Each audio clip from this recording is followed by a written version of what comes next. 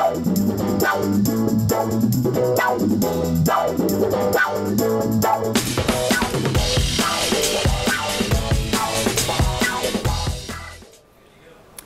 we're back. IGN Live from Comic-Con, presented by the all-new LG G4.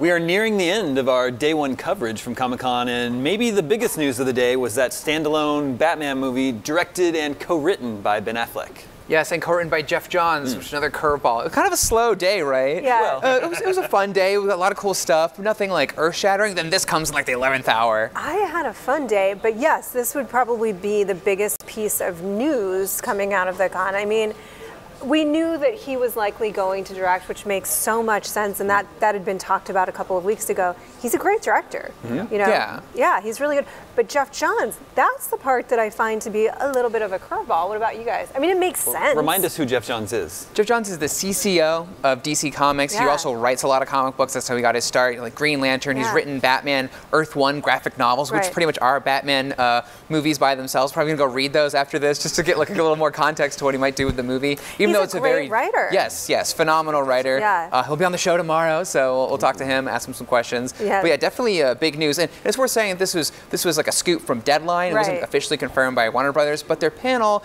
is on Saturday. Maybe they'll confirm then. But this will be, and correct me if I'm wrong, Joshua, I think this will be Jeff Johns' first movie, right? Am I wrong? As a co-writer, I believe so. Because he had a big part in Green Lantern, but I don't think he was co-writer. Yeah, as a co-writer. I mean, that's a pretty big deal. Co-writer with the star who is also directing, and he's a great writer. Guess a little bit with me about what kind of storylines they may be drawing on for this Batman, because you would think with an older Batman, it's going to be very obviously. You go right to Frank Miller. And you the go Dark right Knight. to Frank Miller, right? Absolutely, yeah. But I don't know that they're going to do that necessarily. It seems like some of that territory is also being covered in Batman versus Superman. Right? Because that's a central part of that 4-issue miniseries. Yeah, The Dark Knight Returns. Also, speaking of The Dark Knight Returns, while we're doing a day one wrap-up, let me mention that they announced the artists for that, the threequel to that, The Dark Knight Returns 3, The Master Race, co-written by Frank Miller and Brian Azzarello. They announced today that Klaus Johnson will be inking it, and that Andy Kubert will be drawing it, which are like comics legends. So to have them all in that book gives me chills. That is awesome.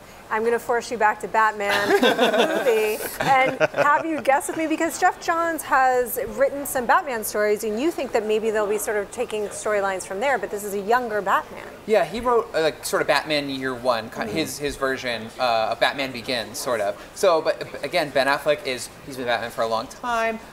We saw his armor on the show floor; it's all scuffed up and marked up. His chipped blades. So it's like, I don't know. How do you tell a story about that by looking at his stories? I don't know, but the possibilities are endless. But I have a lot of faith in him. Absolutely. Great writer. Can't wait to see what he does with it. I think this is such an amazing team up. Great writer, great director.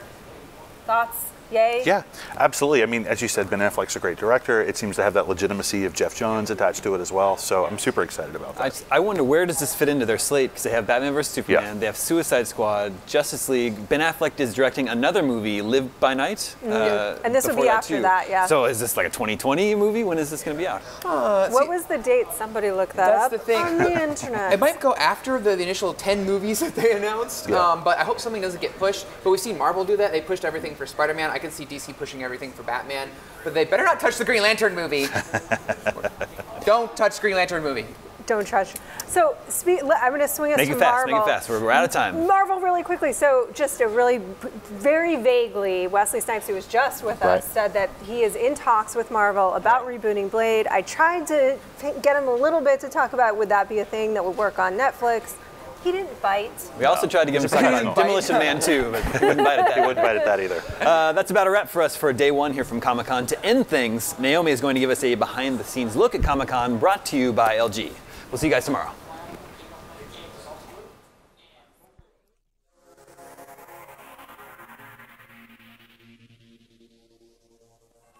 What's up, IGN audience? We made it through day one of San Diego Comic-Con 2015 and captured a bunch of behind the scenes of Comic-Con and IGN Live with the all-new LG G4. We saw a few awesome things, put it together in a slideshow, so be sure to check it out, presenting San Diego Comic-Con day one, IGN style.